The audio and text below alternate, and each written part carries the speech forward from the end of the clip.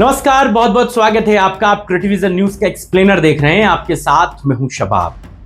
उत्तर प्रदेश में चुनाव का समय बहुत थोड़ा सा रह गया है।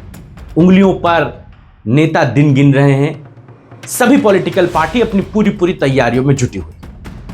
2027 के विधानसभा चुनावों में मैं आपको 2022 के विधानसभा चुनावों की एक तस्वीर दिखाना चाह रहा हूं और वो तस्वीर कैसे 2027 में बदल रही है, इस बात को आपको बताने जा रहा हूं। समय था 2022 के विधानसभा का चुनाव का। अखिलेश यादव बड़ी मजबूती से चुनाव लड़ रहे थे। फिजा थी कि अखिलेश यादव की सत्ता लौट रही है, इसीलिए तमाम पॉलिटिकल पार्टी, तमाम छोटे राजनीतिक दल अखिलेश यादव के साथ खड़े होने लगे थे। फिर चाहे वो ओम प्रकाश राजभर हों, जयंत चौधरी हों या फिर दूसरे नेता। जयंत चौधरी अखिलेश यादव के साथ जब जुड़े तो पश्चिमी यूपी में एक नई फिजा बनी। लेकिन क्या 2022 में अखिलेश यादव का हाथ पकड़कर चलने वाले जयंत चौधरी 2027 के विधानसभा चुनाव में बीजेपी के हाथ को उसी लेवल पर पकड़ पाएंगे या बीजेपी उसी तरह उन्हें अपना साथी बनाएगी जिस तरह अखिलेश यादव ने बनाया था? खबरें यह हैं कि अखिलेश यादव ने जितना चौधरी साहब को दे दिया, बीजेपी उनको उतना देने के मूड में कतई नहीं है। चौधरी साहब 30 सीटों पर अखिलेश यादव के साथ चुनाव लड़े। 30 में 8 विधायक उनके जीते, एक बाद के बाई इलेक्शन में जीता।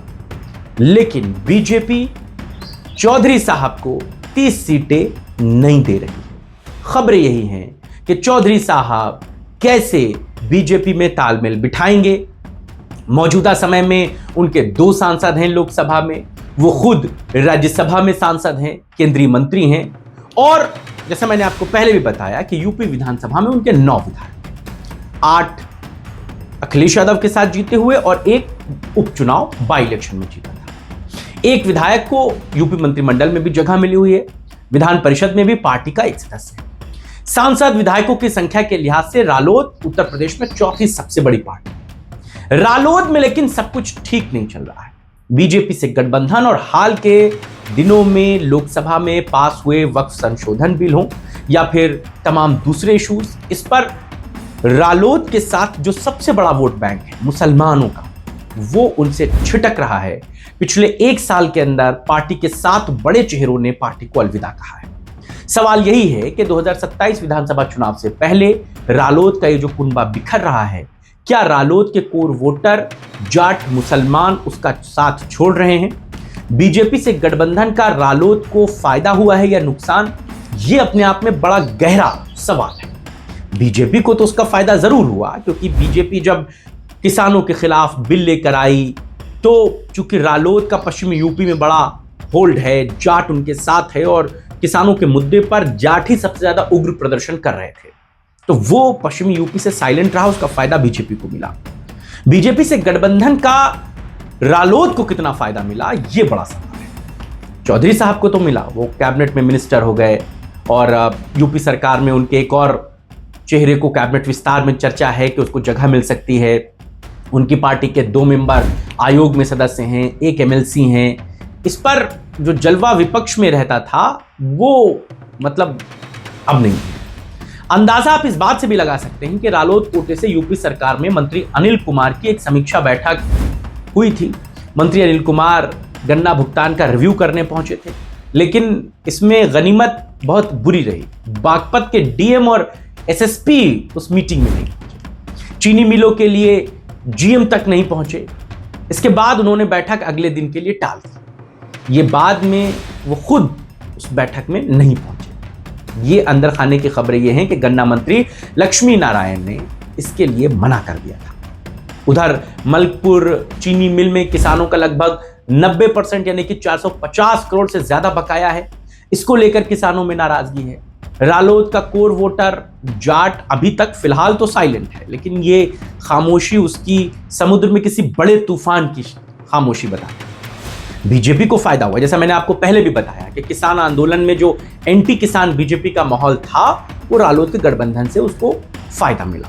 किसान आंदोलन को जाट लीड करते हैं, रालोद से गठबंधन के चलते किसान साइलेंट रहा। यही इस गठबंधन की मजबूती था। लेकिन रालोद का जो कोर वोटर जाट मुसलमान है, अब मुसलमान उससे छिटक रहा है और अकेले जाट वोटों के सहारे चौधरी साहब कुछ नहीं कर सकते। पिछले लोकसभा से ऐन पहले रालोद ने भाजपा से गठबंधन किया, लेकिन कार्यकर्ताओं के बीच वो अंडरस्टैंडिंग नहीं दिखी। यही वजह थी कि पहले चरण में जिन 8 सीटों पर चुनाव हुआ था उनमें से 6 सीट भाजपा गठबंधन हार गई। बिजनौर रालोद के खाते में गई, पीलीभीत सीट भाजपा जीती, बाकी सहारनपुर, मुजफ्फरनगर, कैराना, मुरादाबाद, रामपुर ये सारी सीटें सपा और कांग्रेस ने जीती। नगीना सीट पर आजाद समाज पार्टी के चंद्रशेखर आजाद जीत गए। यानी कि मुस्लिम मतदाताओं ने झंडी जो थी वो इंडी गठबंधन के पक्ष में लहरा दी, एक तरफा मतदान हुआ। मुजफ्फरनगर सीट पर 2019 में बीजेपी के संजीव बालियान ने रालोद, सपा और बसपा के समर्थन के बावजूद चौधरी अजीत सिंह को 6000 से ज्यादा वोटों से हरा दिया। उस पर इस बार 24 के चुनाव में बीजेपी हार गई। इस बार रालोद साथ आई तो माना गया कि संजीव बालियान आराम से यह सीट जीत गए, लेकिन नतीजा आया तो हरेन मलिक वहां से चुनाव जीत गए इंडी गठबंधन के। पश्चिमी यूपी में लगभग 27% मुस्लिम वोटर्स निर्णायक रहता है। रालोद का सपा से गठबंधन था तो यह वोट इनके साथ था। गठबंधन टूटा तो बीजेपी के साथ तो मुसलमान वोट नहीं जाएगा। अपने कोटे की फिलहाल रालोद दोनों सीटें तो जीत गया, लेकिन वक्फ संशोधन विधेयक के बाद मुस्लिम वोटर काफी नाराज हैं। 27 में रालोद के समीकरण गड़बड़ा सकते और पश्चिमी यूपी की यही 27% आबादी मुसलमानों की, जिनमें लगभग 30 से 50% तक कई इलाकों में मुसलमान निर्णायक हैं। मुरादाबाद 51% है, रामपुर 51% है, बिजनौर लगभग 43% है, सहारनपुर 42% है, मुजफ्फरनगर में 42% है, अमरोहा में 41% है, बरेली में 35%, मेरठ में 35%। ये मुसलमानों की आबादी। और यही वजह है कि सपा मुस्लिम वोट बैंक जो रालोद के साथ गठबंधन में था 22 के चुनाव में, वो भाजपा गठबंधन में रालोद के साथ नहीं जा पाए। सपा ने गठबंधन में 8 सीटें रालोद को जिताई 22 के विधानसभा चुनाव और 33 सीटों पर रालोद ने चुनाव लड़ा था। यही सवाल यह है कि क्या 33 सीटें बीजेपी से चौधरी साहब को मिलने जा रही हैं? यूपी की शामली, मुरादाबाद सीटों पर 100% और मेरठ, मुजफ्फरनगर की बेल्ट में शानदार प्रदर्शन हुआ था। पश्चिमी यूपी के 24 जिलों में 126 सीटें, 17 में बीजेपी 100 सीटें जीती थी, 26 में 22 में खिसक कर 85 पर आ गई। हालांकि जो लोग सपा रालोद गठबंधन के लिए 100% सीटें जीतने की बात कह रहे थे, उनको परिणामों ने झटका जरूर दिया, लेकिन फिर भी सपा रालोद गठबंधन 41 सीटें जीता। इसमें रालोद को 8 सीटें मिली, 1 सीट वो उपचुनाव में जीता था। खबरें यही हैं कि चौधरी साहब बीजेपी से कम 25 सीटें मांग रहे हैं।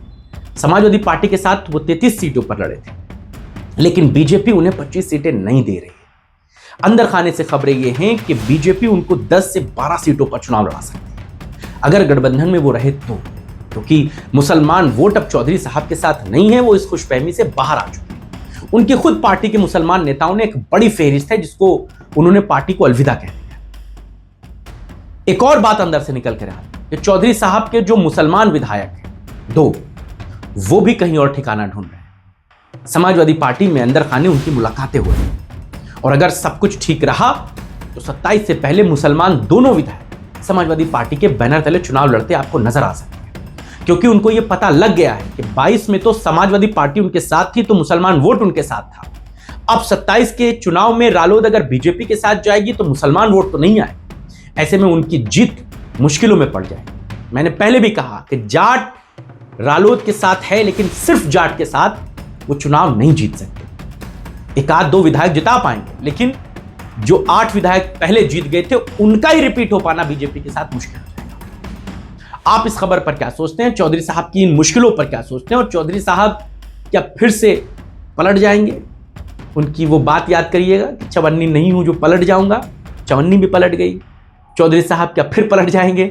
आपका इस पर क्या नजरिया है और चौधरी साहब की मुश्किलों को आप कैसे देखते हैं पश्चिमी यूपी में? बताइएगा। आपके राय और विचारों का इंतजार है। फिलहाल इतना ही।